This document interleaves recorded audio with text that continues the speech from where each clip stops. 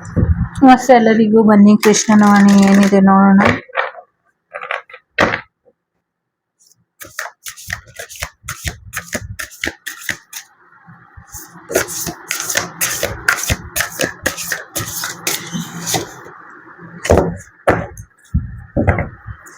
ವನದುರ್ಗೆಯ ಆಶೀರ್ವಾದನ ಪಡ್ಕೊಳ್ಳಿ. ಆಷಾಢ ಮಾಸ ಇದೆ, ದೇವಿಯ ಆಶೀರ್ವಾದನ ಪಡ್ಕೊಳ್ಳಿ ಅನ್ನುವಂಥದ್ದು ಇದೆ. ಚಾಮುಂಡೇಶ್ವರಿ. ಸೊ ನಿಮ್ಮ ಶತ್ರುಗಳು ಯಾರು ನಿಮ್ಗೆ ಮದ್ವೆ ಆಗ್ದಿರಾ ಹಾಗೆ ತಡಿತಾ ಇದ್ರು, ಅಥವಾ ಏನು ಒಂದು ಮಾಯಾ ಮೋಡಿಯಿಂದ ನಿಮ್ಗೆ ತೊಂದರೆ ಮಾಡ್ತಿದ್ರು, ಅವರಿಗೆ ಈಗ ಕೃಷ್ಣ ಸರಿಯಾದ ರೀತಿಯಲ್ಲಿ ಒಂದಷ್ಟು ಸಮಸ್ಯೆನ ಮಾಡಿದ್ದಾರೆ, ಕೊಟ್ಟಿದ್ದಾರೆ ತೀರ್ಪನ್ನ ಅನ್ನುವಂಥದ್ದು ಇದೆ. ಆ ತೀರ್ಪು ಕೊಟ್ಟ ಮೇಲೆ ಅವ್ರು ಏನು ಬದಲಾವಣೆ ನೋಡ್ತಾರೆ, ಇದ್ರ ಮೇಲೆ ಮುಂದಿನ ನಿರ್ಧಾರನ ತಗೊಳ್ತಾರೆ ಅನ್ನುವಂಥದ್ದು ಇದೆ. ಓಕೆ, ಸೊ ಒಂದಷ್ಟು ನಿಮ್ಗಿದ್ದಂತ ಬಂಧನ ಎಲ್ಲ ಕಳ್ಚಿ ಒಂದಷ್ಟು ಸ್ವತಂತ್ರರಾಗಿ ಬದಲಾಗ್ತೀರಾ ಅನ್ನುವಂಥದ್ದು ಇದೆ. ಸ್ವಾತಂತ್ರ್ಯ ಸಿಗೋದ್ರಲ್ಲಿ ಇದೆ ಅನ್ನುವಂಥದ್ದು ಇದೆ. ಮ್ಯಾರೇಜ್ ಎಂಗೇಜ್ಮೆಂಟ್ ಸ್ವಲ್ಪ ಡಿಲೇ ಆಗಬಹುದು ಅನ್ನುವಂಥದ್ದು ಇದೆ. ಒಂದು ಒಳ್ಳೆ ಪರ್ಸನ್ ಜೊತೆ ನಿಮ್ಗೆ ಮ್ಯಾರೇಜ್ ಕೂಡ ಆಗಬಹುದು ಅನ್ನುವಂಥದ್ದು ಇದೆ. ನಿಮ್ಮ ಶತ್ರುಗಳು ಬಹಳಷ್ಟು ಜನ ನಾಶ ಆಗ್ತಾರೆ ಅನ್ನುವಂಥದ್ದು ಇದೆ. ಜೊತೆಗೆ ಒಂದು ವಿಜಯದ ಸಂಕೇತ, ಕಾಂಪ್ರಮೈಸಿಂಗ್ ಎನರ್ಜಿನ ನೀವು ತಗೊಂಡು ಹೋಗ್ತೀರಾ ಅನ್ನುವಂಥದ್ದು ಇದೆ.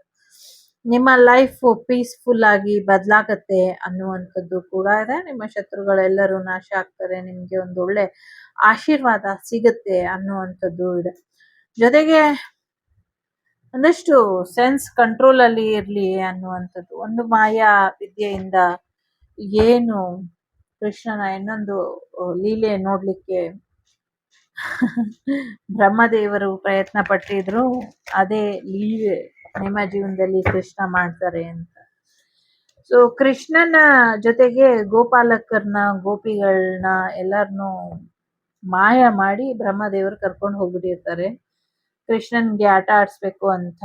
ಸೊ ಕೃಷ್ಣ ಅವ್ರೆಲ್ರೂ ಬ್ರಹ್ಮದೇವರು ಕರ್ಕೊಂಡು ಹೋಗಿದ ತಕ್ಷಣ ಕೃಷ್ಣ ತನ್ನ ಮಾಯೆಯಿಂದ ಮತ್ತೆ ಗೋಪಿಕೆಯರ್ನ, ಹಸುಗಳನ್ನ, ಗೋಪಾಲರನ್ನೆಲ್ಲ ಮರು ಮಾಯಾ ವಿದ್ಯೆಯಿಂದ ಸೃಷ್ಟಿ ಮಾಡಿ ಅವ್ರನ್ನೆಲ್ಲ ಕರ್ಕೊಂಡು ಅವ್ರ ಮನೆಗೆ ಹೋಗ್ತಾರಂತೆ. ಇವ್ರನ್ನೆಲ್ಲ ಕರ್ಕೊಂಡು ಬ್ರಹ್ಮದೇವ ಅವರ ಬ್ರಹ್ಮಲೋಕಕ್ಕೆ ಹೋದಾಗ ಅಲ್ಲಿ ಬ್ರಹ್ಮದೇವರೇ ಹೋಗಕ್ ಬಿಡ್ತಾ ಇರಲ್ವಂತೆ ದ್ವಾರಪಾಲಕರು. ಯಾಕೆ ಅಂದ್ರೆ ಆಲ್ರೆಡಿ ಇನ್ನೊಬ್ಬ ಬ್ರಹ್ಮದೇವ ಅಲ್ಲಿದ್ರಂತೆ. ಅವಾಗ ಬ್ರಹ್ಮದೇವರಿಗೆ ಅರಿವಾಯ್ತಂತೆ, ನಾನು ಇಲ್ಲಿ ಬಂದು ನಾನು ಕೃಷ್ಣನ ಗೋಪಾಲಕರ್ನೆಲ್ಲ ಕರ್ಕೊಂಬಂದ್ಬಿಟ್ಟೆ, ಗೋವುಗಳನ್ನ, ಗೋಪಾಲಕರ್ನ. ಸೊ ಅಲ್ಲಿ ಕೃಷ್ಣ ಹೇಗೆ ನಕಲಿಯಾಗಿ ಬೇರೆ ಗೋವುಗಳನ್ನ, ಗೋಪಾಲಕರ್ನ ಕರ್ಕೊಂಡು ಸೃಷ್ಟಿ ಮಾಡಿ ಕರ್ಕೊಂಡು ಹೋದ್ರು, ಹಾಗೆ ಇಲ್ಲೂ ಕೂಡ ಇನ್ನೊಬ್ಬ ಬ್ರಹ್ಮನ್ನ ಸೃಷ್ಟಿ ಮಾಡ್ಬಿಟ್ಟಿದ್ದಾರೆ. ಸೊ ನನ್ನ ಅಹಂಕಾರದಿಂದ ತಪ್ಪಾಯ್ತು, ನಾನು ನನ್ನ ಅಧಿಕಾರನ ಕಳ್ಕೊಂಡೆ ಅಂತ ವಾಪಸ್ ಹೋಗಿ ಕೃಷ್ಣನಿಗೆ ಶರಣಾಗತಿನ ಕೇಳ್ಕೊಂಡು ತಪ್ಪಾಯ್ತು ಅಂತ ಕ್ಷಮೆ ಕೇಳಿದ್ಮೇಲೆ ಸೊ ವಾಪಸ್ ಗೋವುಗಳನ್ನ, ಗೋಪಾಲಕರ್ನ ಅವರು ಕೊಟ್ಟ ಮೇಲೆ ಬ್ರಹ್ಮ ಇನ್ನೊಬ್ರು ಯಾರಿದ್ರು ಅವರು ರೀಪ್ಲೇಸಿಗೆ ಒರಿಜಿನಲ್ ಬ್ರಹ್ಮ ಹೋಗ್ತಾರಂತೆ. ಹಿಂಗೆ ನಿಮ್ಮ ಜೀವನದಲ್ಲಿ ಅಂದ್ರೆ ಸ್ವಲ್ಪ ಹೇಳ್ದೆ, ನಂಗೆ ಹೇಳಕ್ ಹೋದ್ರೇನೆ ನಗು ಬರ್ತಾ ಇತ್ತು. ಬ್ರಹ್ಮ ಮತ್ತೆ ಅದು ಚೆನ್ನಾಗಿದೆ, ಅದು ಒಂಥರ ಇಮ್ಯಾಜಿನೇಷನ್ ಎಲ್ಲ ಕತೆ. ಆ ಪಾರ್ಟ್ ಓದ್ಬೇಕಾದ್ರೆ ಅದ್ ನೆನಪು ಬರ್ತಾ ಇತ್ತು. ಸೊ ಆ ಥರ ನಿಮ್ ಜೀವನದಲ್ಲಿ ನಿಮ್ಮ ಸ್ಥಾನನ ಕಿತ್ಕೊಳ್ಳೋದಕ್ಕೆ, ಅಥವಾ ನೀವು ಇಷ್ಟಪಟ್ಟಂತ ವ್ಯಕ್ತಿನ ಅವ್ರ ಮದ್ವೆ ಆಗೋದಕ್ಕೆ ಮಾಡಿದಂತ ಪ್ರಯತ್ನ, ಅಥವಾ ನಿಮ್ಮ ರಾಜ್ಯನ ಅವ್ರದಾಗಿಸ್ಕೊಳ್ಳುವಂತ ಪ್ರಯತ್ನ, ಅಥವಾ ನಿಮ್ಮ ಪ್ರೀತಿನ ಅವ್ರು ಕಿತ್ಕೊಳ್ಳುವಂತ ಪ್ರಯತ್ನ, ಅಥವಾ ನಿಮ್ಮನ್ನ ಇಲ್ಲ ಅನ್ಸುವಂತ ಪ್ರಯತ್ನ, ನಿಮ್ ಶತ್ರುಗಳು ನಾನಾ ವಿಧದಲ್ಲಿ ಪ್ರಯತ್ನ ಪಟ್ಟಿದ್ದಾರೆ. ಆ ಪ್ರಯತ್ನದ ರುಚಿ ಹಾಗಾದ್ರೆ ಹೇಗಿರುತ್ತೆ ಅನ್ನೋದನ್ನ ಕೃಷ್ಣ ಈಗ ಇನ್ಮುಂದೆ ಅವರಿಗೆ ತೋರಿಸ್ತಾನೆ. ಆಗ ಅವ್ರ ಜೀವನದಲ್ಲಿ ತಪ್ಪಾಯ್ತು ಅಂತ ಬಂದು ನಿಮ್ಮ ಹತ್ರ ಬರೋದು ಬೇಡ, ಆ ಭಗವಂತನ ಹತ್ರನೇ ಕ್ಷಮೆನ ಕೇಳಿ. ಹೇಗೆ ನಿಮ್ಗೆ ಗೊತ್ತಿಲ್ದಿರೋ ರೀತಿಲಿ ಸಮಸ್ಯೆಗಳನ್ನ ಮಾಡಿದ್ರು, ಹಾಗೆ ಗೊತ್ತಿಲ್ದಿರೋ ರೀತಿಲೇ ಹೋಗಿ ಅವರು ತಮ್ಮೆಲ್ಲ ತಪ್ಪುಗಳನ್ನ ಒಪ್ಕೊಂಡು ತಮ್ಮೆಲ್ಲ ತಪ್ಪುಗಳಿಗೆ ಪ್ರಾಯಶ್ಚಿತ್ತನ ಮಾಡ್ಕೊಳ್ತಾರೆ ಅನ್ನುವಂಥದ್ದು ಇದೆ. ಮಾಡ್ಕೊಳ್ದಿರೋ ಬೇರೆ ವಿಧಿನೇ ಇಲ್ಲ ಅವರಿಗೆ. ಅವರೆಲ್ಲ ಕ್ಷಮೆ ಕೇಳ್ಬೇಕು, ಇಲ್ಲ ಎಂಡ್ ಮಾಡ್ಕೊಳ್ಬೇಕು ಲೈಫನ್ನ, ಅಷ್ಟೇ ಅವ್ರಿಗೆ ಆಪ್ಷನ್ ಇರೋದು. ಇಲ್ಲ ಅವರು ತಮ್ಮೆಲ್ಲ ಅಧಿಕಾರನ್ನು ಕಳ್ಕೊಳ್ತಾರೆ, ಇಷ್ಟೇ ಆಪ್ಷನ್ ಇರೋದು. ಹಾಗಾಗಿ ಆರಾಮಾಗಿರಿ, ಖುಷಿಯಾಗಿರಿ, ಡಿವೈನಿಗೆ ಸರೆಂಡರ್ ಮಾಡಿ ಅನ್ನುವಂಥದ್ದು ಕೂಡ ಇದೆ.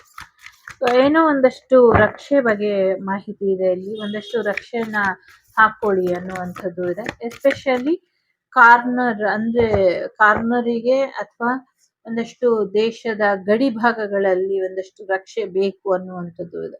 ನಂಗೆ ಇಲ್ಲಿ ಕನ್ಯಾಕುಮಾರಿ, ರಾಮೇಶ್ವರಂ ಆ ಜಾಗದಲ್ಲಿ ಒಂದಷ್ಟು ರಕ್ಷೆ ಬೇಕು. ಬಾರ್ಡರ್ಸ್ ಅಲ್ಲಿ ಕನ್ಯಾಕುಮಾರಿ ಮತ್ತೆ ರಾಮೇಶ್ವರ ಈ ತರ ಬೀಚ್ ಸೈಡ್ ಅಲ್ಲಿ ಒಂದಷ್ಟು ರಕ್ಷೆ ಬೇಕು, ಟೈಟ್ ಪ್ರೊಟೆಕ್ಷನ್ ಬೇಕು. ಅಲ್ಲಿ ಜಾಸ್ತಿ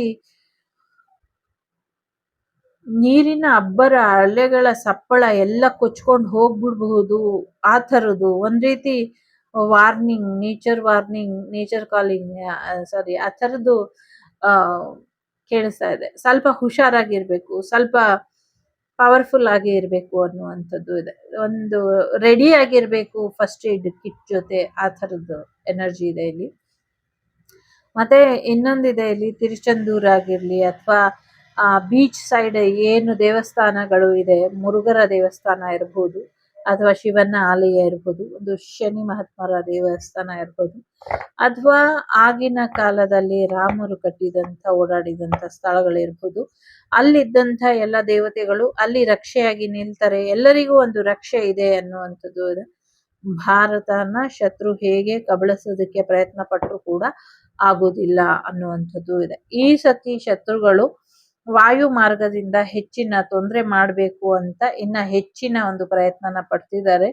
ಜೊತೆಗೆ ವಿಷದ ಗಾಳಿನ ಬಿಡ್ಬೇಕು ಅಂತ ಕೂಡ ಯೋಚನೆನ ಮಾಡ್ತಿದ್ದಾರೆ. ಸೊ ನೆಕ್ಸ್ಟ್ ಬರುವಂತ ಕಾಯಿಲೆ, ಈಗ ಕೊರೋನಾ ಇದರಿಂದ ಬಂತಲ್ವಾ, ಯಾವ ತರ ಅದೇನದು ಬಾವುಲಿ.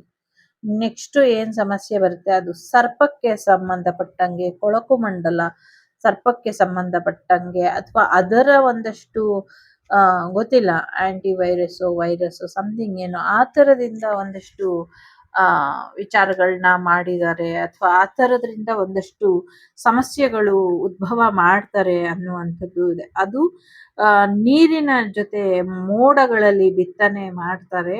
ಹಾಗಾಗಿ ಅದು ಮಳೆಯ ಮುಖಾಂತರ ಹರಿದು ಬಂದು ನೀರಲ್ಲಿ ಸೇರಿ ಅದರಿಂದ ಒಂದಷ್ಟು ವಿಷಯುಕ್ತವಾಗಿ ಬದಲಾಗತ್ತೆ ಅನ್ನುವಂಥದ್ದು ಇದೆ. ಬಟ್ ಮನುಜ ಒಂದು ಬಗೆದ್ರೆ ದೈವ ತಾನು ಇನ್ನೊಂದು ಬಗೆಯುತ್ತಂತೆ, ಆ ಥರದ್ದೇನೋ ಇದೆ. ವೆಯ್ಟ್ ಅಂಡ್ ವಾಚ್ ಅನ್ನುವಂಥ ರೀತಿಯಲ್ಲಿ. ಎಸ್, ಕಾಳಿಂಗ ಮರ್ಧನದ್ದೇ ಇದೆ. 3 gates to hell. ನರಕಕ್ಕೆ ದಾರಿ ತೋರಿಸುವಂತ ಪ್ರಯತ್ನನ ನಿಮ್ಮ ಶತ್ರುಗಳಿಗೆ ಮಾಡ್ತಾರೆ ಅನ್ನುವಂಥದ್ದು ಕೂಡ ಇದೆ ಇಲ್ಲಿ. ಸೊ ಕೃಷ್ಣನ ಗಾನನ ಕೇಳಿ, ಫ್ಲೂಟ್ ಮ್ಯೂಸಿಕ್ ಅಲ್ಲಿ ನಿಮಗೆ ಹೆಚ್ಚಿನ ಒಂದು ಬದಲಾವಣೆನ ನೋಡ್ತೀರಾ ಅನ್ನುವಂಥದ್ದು ಇದೆ. ಸೊ ತುಂಬಾ ಬುದ್ಧಿವಂತಿಕೆಯಿಂದ ಒಂದಷ್ಟು ಪ್ರಯತ್ನನ ಪಡ್ತಿದ್ದಾರೆ ಅನ್ನುವಂಥದ್ದು ಇದೆ. ಸೊ ಆ ಬುದ್ಧಿವಂತಿಕೆ ಅವರಿಗೆ ಮುಳುವಾಗತ್ತೆ ಅನ್ನುವಂಥದ್ದು ಇದೆ. ಜೊತೆಗೆ ಪ್ರೀತಿ ಇಲ್ಲ, ಈ ಒಂದಷ್ಟು ಫಾರ್ಮುಲಾನ ಅಳವಡಿಸ್ಕೊಳ್ಳಿ ಅನ್ನುವಂಥದ್ದು ಇದೆ.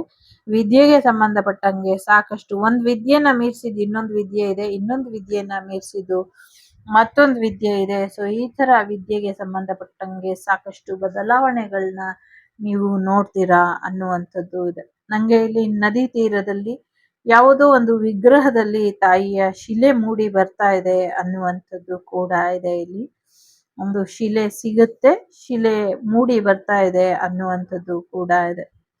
ಯಾರ್ದೋ ಶಾಪ ವಿಮೋಚನೆ ಕೂಡ ಆಗ್ತಾ ಇದೆ ಅಂತ ಇದೆ ಇಲ್ಲಿ. ಜೊತೆಗೆ ಇಲ್ಲೂ ಕೂಡ ಬ್ರಹ್ಮ ಇದ್ದಾರೆ. ಸೊ ಬ್ರಹ್ಮ ಒಂದು ಮರು ಸೃಷ್ಟಿಗೆ ಶುರು ಮಾಡ್ತಾರೆ ಇನ್ಮೇಲೆ ಅನ್ನುವಂಥದ್ದು ನಂಗೆ ಸತ್ಯಯುಗದ ಆರಂಭ ತರ ಕಾಣಿಸ್ತಾ ಇದೆ. ನೋಡಿ, ಇಲ್ಲಿ ಪ್ರೊಟೆಕ್ಷನ್ ಆಗ್ಲೇ ಹೇಳಿದಿದೆ, ಕಾರ್ಡಿನ ಎನರ್ಜಿ ಬರ್ತಾ ಇದ್ದಿದ್ದು. ಸೊ ಪ್ರೊಟೆಕ್ಷನ್ ಬೇಕು ಎಲ್ಲರಿಗೂ, ಒಂದು ಪ್ರೊಟೆಕ್ಷನ್ಗೆ ರೆಡಿ ಮಾಡ್ಕೊಳ್ಳಿ ಅನ್ನುವಂಥದ್ದು ಇದೆ. ಸೊ ಎಲ್ರನ್ನು ಪ್ರೊಟೆಕ್ಟ್ ಮಾಡಿ ಅನ್ನುವಂಥದ್ದು ಇದೆ.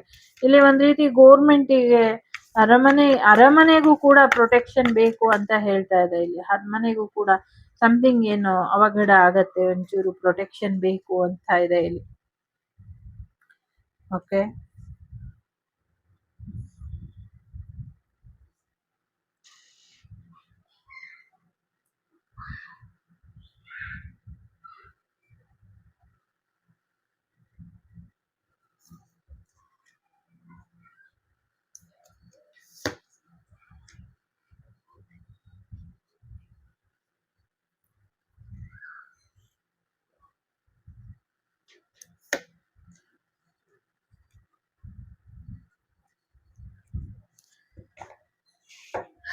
ಏನೋ ಒಂದು ದೇವಸ್ಥಾನದ ಕಾರ್ಯಕ್ಕೆ ಹೋಗ್ತೀರಾ ಅನ್ನುವಂಥದ್ದು ಇದೆ. ಜೊತೆಗೆ ಒಂದಷ್ಟು ಗುರುಗಳನ್ನ ಭೇಟಿ ಮಾಡೋದಕ್ಕೆ ಕೂಡ ಹೋಗ್ತೀರಾ ಅನ್ನುವಂಥದ್ದು ಕೂಡ ಇದೆ. ದೇವರಿಗೆ ಏನೋ ಒಂದು ಪೂಜೆ, ಸೇವೆ ಅಥವಾ ರಥೋತ್ಸವದ ಒಂದು ಕಾರ್ಯನ ಮಾಡ್ತೀರಾ ಅನ್ನುವಂಥದ್ದು ಇದೆ. ಯಾವುದೋ ಹಳ್ಳಿಲಿ ಜಾತ್ರೆ ನಿಂತಿದ್ದು ಮುಂದುವರಿಯುತ್ತೆ ಅನ್ನುವಂಥದ್ದು ಕೂಡ ಇದೆ. ಒಂದು ದೊಡ್ಡ ಹುತ್ತವಾಗಿ ಯಾವುದೋ ಒಂದು ಜಾಗ ಪರಿವರ್ತನೆಗೊಳ್ಳುತ್ತೆ ಅನ್ನುವಂಥದ್ದು ಕೂಡ ಇದೆ.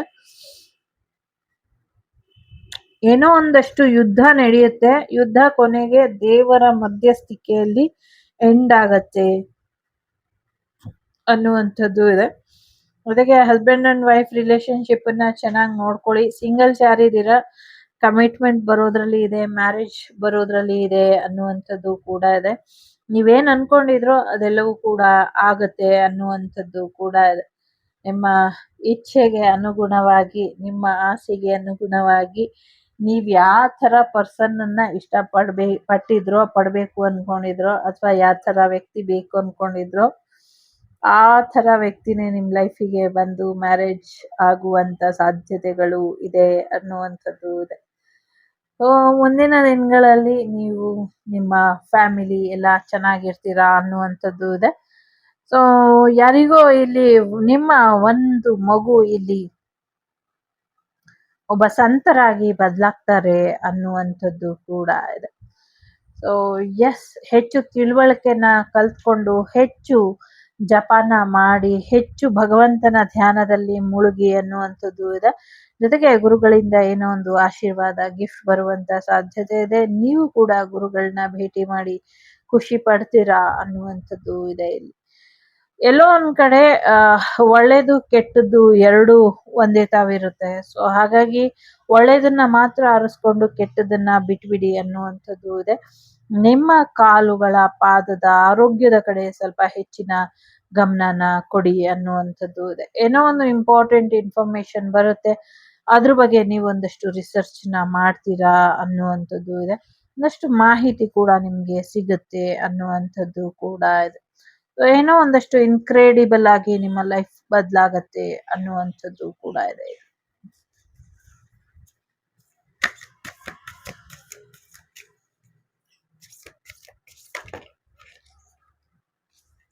ಮೊದಲನೇದು, ಎರಡನೇದು, ಕಿಂಗ್ ಆಫ್ ಸೀಕ್ರೆಟ್ಸ್. ಸಾಕಷ್ಟು ರಹಸ್ಯಗಳು ಇದೆ ಇಲ್ಲಿ. ಹೇಳಕ್ ಯಾಕೋ ಇವತ್ತು ಪರ್ಮಿಷನ್ ಇಲ್ಲ. ಸಾಕಷ್ಟು ರಹಸ್ಯಗಳು ಇದೆ. ಆ ರಹಸ್ಯಗಳು ನಿಮ್ಮ ನಿಮ್ಮ ಜೀವನದಲ್ಲಿ ನಿಮ್ಮ ನಿಮ್ಮ ಮನೆಗೆ ಬಂದು ತಲುಪುತ್ತೆ. ಆ ರಹಸ್ಯಗಳು ಏನು ಅಂತ ನಿಮ್ಗೆ ಗೊತ್ತಾಗತ್ತೆ ಅನ್ನುವಂಥದ್ದು ಇದೆ. ಸೊ ಹಾಗಾಗಿ ನಿಮಗ್ ಬರುವಂತ ಮಾಹಿತಿನ ಅದು ಸರಿ ಇದೆಯೋ ತಪ್ಪಿದ್ಯೋ ನಿಜಾನೋ ಸುಳ್ಳೋ ಇದನ್ನ ತಿಳ್ಕೊಳ್ಳಿ, ಮತ್ತೆ ಸರಿಯಾದ ರೀತಿಯಾಗಿ ಅದರ ಬಗ್ಗೆ ಏನು ಆಕ್ಷನ್ ತಗೊಳ್ಬೇಕು ಅದ್ರ ಕಡೆ ನೀವು ಗಮನನ ಕೊಡಿ ಅನ್ನುವಂಥದ್ದು ಇದೆ. ಮೊದಲನೇದು benefit of knowing god. So ದೇವ್ರನ್ನ ನಾವು ತಿಳ್ಕೊಂಡಷ್ಟು ನಮ್ಗೇನ್ ಲಾಭ ಅಂತ ಅನ್ಕೊಂಡಿದ್ರೆ, ಏನು ಲಾಭ ಇಲ್ಲ ಅನ್ಕೊಂಡ್ರೆ ಅದು ನಮ್ಮ ಮುಟ್ಟಾಳ್ತನ ಆಗತ್ತೆ. ಸೊ ಜೀವನ್ ಮರಣಗಳ ನಡುವಿನ ಸತ್ಯ, ಅದರ ಆಚೆಗಿನ ಸತ್ಯ ಎಲ್ಲವೂ ಕೂಡ ನಮ್ಗೆ ಗೊತ್ತಾಗತ್ತೆ. ಹೆಚ್ಚು ನೀವು ನಂಬಿರುವಂತ ದೈವದ ಬಗ್ಗೆ ಮಾಹಿತಿನ ತಿಳ್ಕೊಳ್ಳಿ ಅನ್ನುವಂಥದ್ದು ಕೂಡ ಇದೆ. ದೈವ ಜೊತೆ ಮಾತಾಡುತ್ತೆ ಅನ್ನುವಂಥದ್ದು. ಸೊ ಎರಡನೇದು ಯಾರು ಆಯ್ಕೆ ಮಾಡಿದ್ದೀರಾ? ಸೊ ಒಂದಷ್ಟು ಮುಖವಾಡದ ಜನಗಳ ಬಗ್ಗೆ ಹೆಚ್ಚಿನ ಗಮನನ ಕೊಡಿ ಅನ್ನುವಂಥದ್ದು ಕೂಡ ಇದೆ. ಹೇಗಿದೆ ಅಂದ್ರೆ ಒಂದಷ್ಟು ಯುದ್ಧದ ಒಂದಷ್ಟು ಭೀತಿ ಹೇಳ್ತಾ ಇದೆ. ಅದರಲ್ಲಿ ಒಂದಷ್ಟು ಸೈನಿಕರಿಗೆ ಅಥವಾ ಒಂದಷ್ಟು ವಿಷಯುಕ್ತ ಸಮಥಿಂಗ್ ಏನೋ ಪಾಯ್ಸನ್ ಮಿಕ್ಸ್ ಆಗಿ ಒಂದಷ್ಟು ಯುದ್ಧಗಳು ನಡೀತಾ ಇದೆ ಅನ್ನುವಂಥದ್ದು ಇದೆ. ವಿಷಾನಿಲ ಇರ್ಬೋದು ಅಥವಾ ವಿಷಕ್ಕೆ ಸಂಬಂಧಪಟ್ಟದ್ದು ಏನೋ ಒಂದು ಇಲ್ಲಿ ಸ್ಟ್ರಾಂಗ್ ಆಗಿ ಇದೆ. ಸೊ ಅದ್ರ ಬಗ್ಗೆ ಒಂಚೂರು ಗಮನನ ಹರಿಸ್ಬೇಕು. ಪ್ರೊಟೆಕ್ಟ್ ಯುವರ್ ಎನರ್ಜಿ ಅನ್ನುವಂಥದ್ದು ಇದೆ.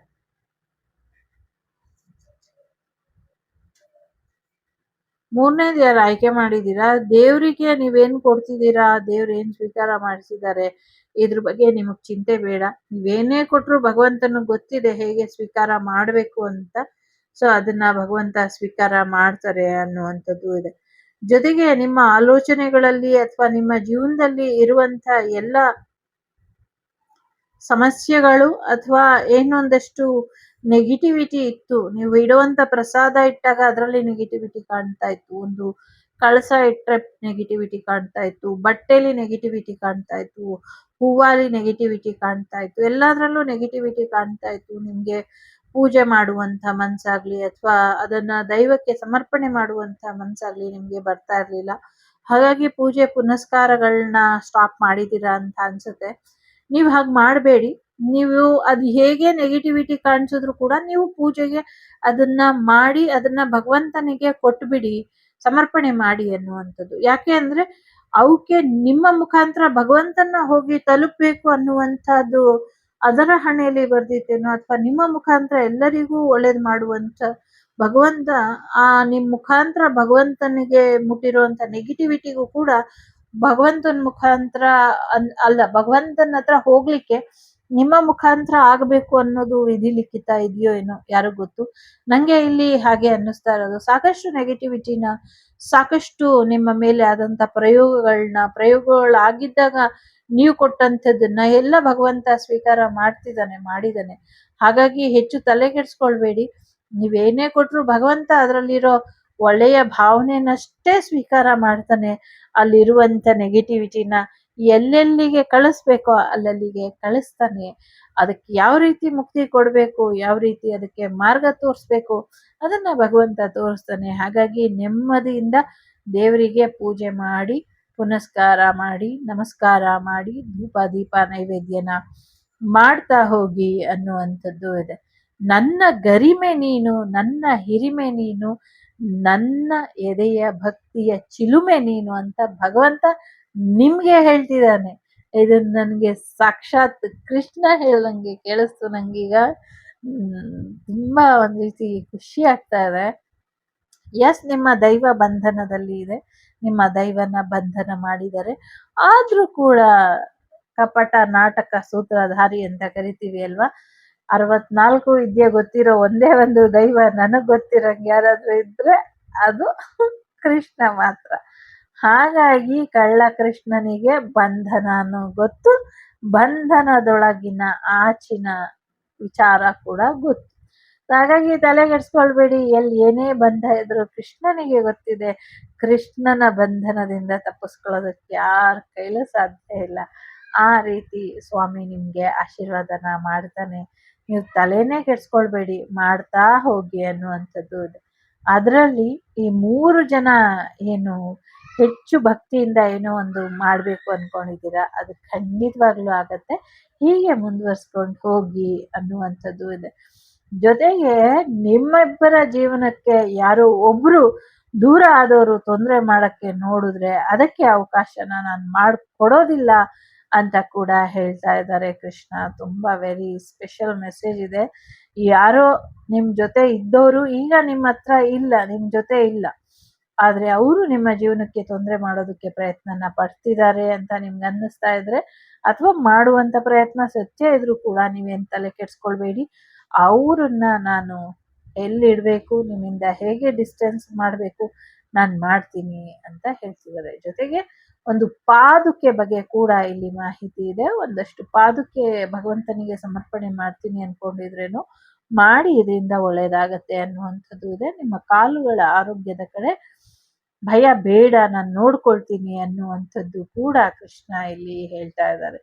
ಹೊಸ ಜೀವನ, ಹೊಸ ಬಿಂದಿಗೆ, ಹೊಸ ಕಳ್ಸ ರೆಡಿ ಮಾಡ್ಕೋ ಮಗು ಅಂತ ಇದೆ. ಈ ಶ್ರಾವಣ ನಿನ್ನ ಜೀವನಕ್ಕೆ ನಿಜವಾದ ಶ್ರಾವಣನ ನಾನ್ ತರ್ತೀನಿ ಅಂತ ಹೇಳ್ತಾ ಇದ್ದಾರೆ. ತುಂಬಾ ದೊಡ್ಡ ಮಟ್ಟದಲ್ಲಿ ಬದಲಾವಣೆನ ತರ್ತಿದ್ದಾರೆ. ನೀವ್ ಯಾರಿಗ್ ಇಷ್ಟ ಇದ್ದೀರೋ ಇಲ್ವೋ ಗೊತ್ತಿಲ್ಲ, ಕೃಷ್ಣನಿಗೆ ತುಂಬಾ ಇಷ್ಟ ಇದ್ದೀರಾ. ನಿಮ್ಮ ಮನಸ್ಸಿನ ಆಳದಲ್ಲಿ ಕೃಷ್ಣ ನೆಲೆ ನಿಂತಿದ್ದಾನೆ. ನಿಮ್ಗೆ ಕೇಳಿಸುವಂತ ತರಂಗದ ದನಿಗಳು ಕೃಷ್ಣನ ಲೀಲಾ ತರಂಗದ ದನಿಗಳೇನೆ ಅದು. ಸೊ ಚಿಂತೆ ಮಾಡಬೇಡಿ, ಚಿನ್ಮಯನಿದ್ದಾನೆ. ಒಳ್ಳೆದಾಗ್ಲಿ ಎಲ್ರಿಗೂ. ಲೋಕ ಸಮಸ್ತ ಸುಖಿನೋ ಭವಂತು, ಸಮಸ್ತ ಸನ್ಮಂಗಳಾನಿ ಭವಂತು, ಧರ್ಮೋ ರಕ್ಷತಿ ರಕ್ಷಿತಃ. ಎಲ್ಲರಿಗೂ ಒಳ್ಳೆದಾಗ್ಲಿ. ಟೇಕ್ ಕೇರ್, ಬಾಯ್, ನಮಸ್ತೆ. ನಾನು ನಿಮ್ಮ ಅಭಿಮಾನಿ ಕಮಲಾಕ್ಷಿ. ವಾಸುದೇವಸುತಂ ದೇವಂ ಕಂಸಚಾಣೂರಮರ್ದನಂ ದೇವಕೀ ಪರಮಾನಂದಂ ಕೃಷ್ಣಂ ವಂದೇ ಜಗದ್ಗುರುಂ.